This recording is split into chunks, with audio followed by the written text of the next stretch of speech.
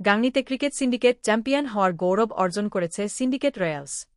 Final টুর্নামেন্টে বাঁশবাড়িয়া মাধ্যমিক বিদ্যালয় মাঠে অনুষ্ঠিত ফাইনাল খেলায় টসে জিতে প্রথমে ব্যাটিংয়ের সিদ্ধান্ত নেয় সিন্ডিকেট ওয়ারিয়র্স।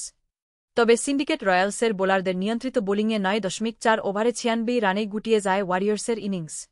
৯৭ রানের লক্ষ্য তাড়া করতে নেমে শুরুতেই টুর্নামেন্টের সেরা ব্যাটার শাওন আহমেদ আরিয়নের উইকেট তুলে নিয়ে লড়াইয়ের আভাস দিয়েছিল আসিফ আদনান।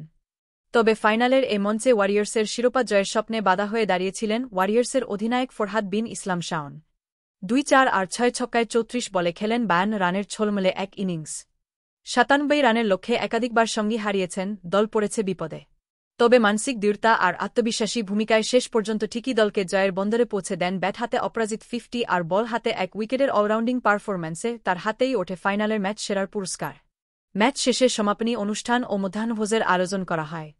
মুজিবনগর খবরে নিউজ এর জন্য যোগাযোগ করুন। আশফারুল হাসান সুমন, উপদেষ্টা সম্পাদক, মোবাইল ০১৭২২২৬৬০৬।